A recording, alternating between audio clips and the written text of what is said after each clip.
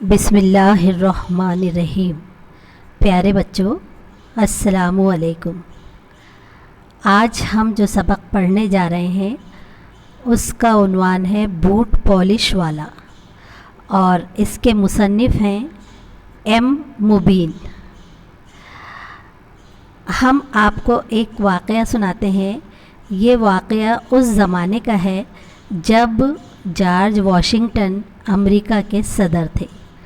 वो एक मर्तबा घोड़े पर सवार होकर कहीं जा रहे थे। रास्ते में उन्होंने देखा एक दरख्त गिरा हुआ है और फ़ौजी उसे रास्ते से हटाने की कोशिश कर रहे हैं। उन दिनों फ़ौजियों से ये काम भी लिए जाते थे। हटाते हटाते फ़ौजी बुरी तरह थक गए, लेकिन दरख्त नहीं हटा और वो थक कर बैठ गए। उनका अफसर खड़ा सारा तमाशा देख रहा था और बजाय मदद करने के उन्हें डांट रहा था, उन पर चीख रहा था, चिल्ला रहा था। जब वाशिंगटन ने ये देखा तो उन्होंने अफसर से कहा, तुम डांटने की बजाय खुद उनकी मदद क्यों नहीं करते? उसे अपने अफसर होने का बड़ा गुरूर था। उसने कहा, मैं ये काम क्यों करूं? मैं अफसर हूं, मज़दूर नहीं। ये सुनकर जॉर्ज वाशिंगटन को बहुत गुस्सा आया, लेकिन उन्होंने अपने गुस्से को ज़ब्त किया, घोड़े से उतरे और फ़ौजियों से कहा, चलो हम सब मिलकर एक साथ ज़ोर लगाते हैं।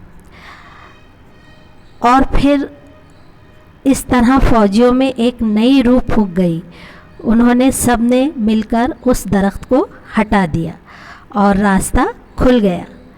सब फ़ौजी बहुत खुश हो गए। उन्होंने जॉर्ज का शुक्रिया अदा किया। उन लोगों ने जॉर्ज वाशिंगटन को पहचाना नहीं था। जॉर्ज वाशिंगटन वहाँ से आगे बढ़े, अपने घोड़े पर सवार हुए और घोड़े पर सवार होकर उन्होंने उस अफसर से कहा, जब कभी ऐसे मज़दूरी वाले कामों की ज़रूरत हो तो अपने सदर को बुला लेना, वो हमेशा मदद के लिए हाजिर रहेगा। इतना सुनना था कि अफसर ने एकदम उन्हें पहचान लिया और बहुत ज़्यादा शर्मिंदा हुआ और उनसे माफ़ी मांगने लगा। तब जॉर्ज वाशिंगटन ने उससे कहा, याद रखो, कोई काम छोटा नहीं होता, कोई भी काम छोटा नहीं होता। आपने रेलवे स्टेशनों और कई मकामात पर अक्सर बूट पॉलिश वालों को देखा होगा जो मुसाफिरों के जूते पॉलिश करते हैं। यानी पेट भरने के लिए जो भी काम किया जाता है वो छोटा नहीं होता। शर्म भीख मांगने में आना चाहिए, काम करने में नहीं, क्योंकि बूट पॉलिश वाला काम भी कोई ऐसा शर्म वाला काम नहीं है। मेहनत करके वो जो इंसान है बूट पॉलिश करने वाला, वो अपनी रोज़ी रोटी कमा रहा है। ज़ैल के सबक में एक बूट पॉलिश वाले लड़के की ईमानदारी का वाक़या बयान किया गया है, तो देखते हैं। दोपहर का वक्त था। मैं गर्मी से परेशान प्लेटफॉर्म पर खड़ा ट्रेन का इंतज़ार कर रहा था। इतने में एक दुबला पतला लड़का मेरे सामने आ खड़ा हुआ। अब ये बात कौन कर रहा है? मुसन्निफ़ अपने बारे में बात कर रहा है। मुसन्निफ़ अपनी बात सुना रहा है कि गर्मियों के दिन थे, दोपहर का वक्त था, गर्मी की वजह से हर कोई परेशान था और मुसन्निफ़ भी गर्मी की वजह से बेइंतहा परेशान था। और क्या कर रहा था मुसन्निफ़? अब ट्रेन का इंतज़ार कर रहा था। उतने में क्या हुआ, एक दुबला पतला लड़का आया। उसके जिस्म पर फटे पुराने कपड़े थे, कांधे से एक मैला कुचैला झोला लटक रहा था। साहब बूट पॉलिश, उसके लहजे में इल्तिजा थी। अब उस लड़के को सुबह से कोई काम नहीं मिला होगा और उसके जिस्म पर कैसे कपड़े थे? फटे पुराने थे। बेचारा कैसा था? मफलूकुल हाल था, परेशान हाल था और बहुत ज़्यादा गरीब था। उसके कांधे पर एक मैला कुचैला झोला लटक रहा था जिसमें बूट पॉलिश का सारा सामान था। उसने जब मुसन्निफ़ को देखा, सूटेड बूटेड मुसन्निफ़ को, तो उसने क्या कहा? साहब बूट पॉलिश। उसके लहजे में इल्तिजा थी, यानी वो एक इल्तिजा भरे लहजे में ये कह रहा था कि आप बूट पॉलिश करवा लीजिए। नहीं, आगे जाओ, मैंने बेजारी से कहा। अब मुसन्निफ़ जो है तो ज़रा अकड़ गए। اور انہوں نے بہت ہی زیادہ بیزاری سے اب کوئی ان کو کہہ رہا ہے کہ بوٹ پالش کروا لیجئے، تو وہ کیا ہوا، تھوڑے اکڑ گئے اور کہنے لگے کہ نہیں آگے جاؤ، جس طرح سے ہم بھکاری کو کہتے ہیں آگے جاؤ، ایسے کہا کہ آگے جاؤ۔ صاحب میں بھکاری نہیں بوٹ پالش والا ہوں، اس نے بڑے اعتماد سے کہا۔ جب مصنف نے اسے آگے جانے کے لیے کہا تو اس کی انا کو ٹھیس پہنچی، اس کی خودداری کو ٹھیس پہنچی۔ اس نے کہا صاحب میں بھکاری نہیں، میں کوئی بھکاری نہیں ہوں، میں کون ہوں، بوٹ پالش والا ہوں۔ یعنی اس کے اس جملے میں یہ بات چھپی ہوئی تھی کہ وہ کوئی بھکاری یا بھیک مانگنے والا انسان نہیں ہے، بلکہ وہ محنت کرنے والا محنت کش انسان ہے، بوٹ پالش کرتا ہے، بھیک نہیں مانگتا۔ مجھے اس کا یہ انداز اچھا نہیں لگا۔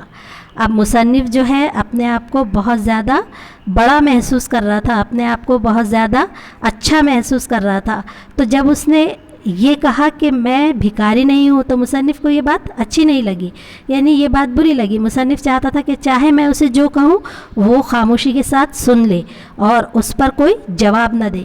اب جب اس نے اتنے اعتماد سے کہا کہ میں بھکاری نہیں ہوں تو مصنف کو اس کا یہ انداز اچھا نہیں لگا، کیونکہ مصنف کے اندر بھی کہیں نہ کہیں ایک غرور تھا، اور اس کے لیے مصنف کی نظر میں ایک حقارت تھی کہ یہ ایک معمولی بوٹ پالش والا ہے اور میں ایک بہت اچھا باعزت انسان ہوں۔ اس نے کہا ٹھیک ہے، مصنف نے کہا، میں نے کھردرے لہجے میں کہا، اور اس کی طرف سے منہ پھیر لیا۔ اس نے میرے دھول سے اٹے جوتوں پر ایک نگاہ ڈالی اور جانے کے لیے مڑا۔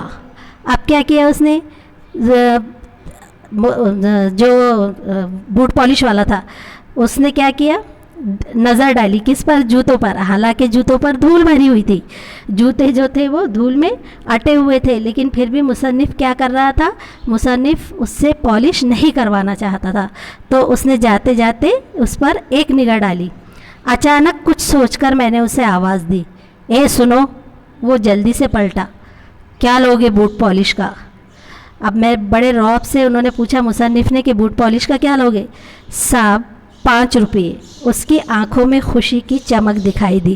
اب اس کو جو ہے وہ کچھ بھی مطلب انکم نہیں ہوئی تھی، صبح سے اس کو کچھ بھی نہیں ملا تھا۔ اب جب مصنف نے کہا کہ ہاں میں بوٹ پالش کرواتا ہوں، اور اس سے بھاؤ پوچھا، اس سے بھاؤ تاؤ کیا کہ بھائی کتنے میں بوٹ پالش کرو گے، تو اس نے کیا کہا، 5 روپے۔ اور اس کی آنکھیں جو ہے وہ خوشی سے چمکنے لگی کہ اب اسے کام ملنے والا ہے۔ 3 روپے دوں گا۔ اب مصنف نے کیا کہا اس سے، 3 روپے دوں گا۔ صاحب سب پالش والے 5 روپے ہی لیتے ہیں۔ تو لڑکے نے کیا جواب دیا کہ صاحب سب پالش والے تو 5 روپے ہی لیتے ہیں۔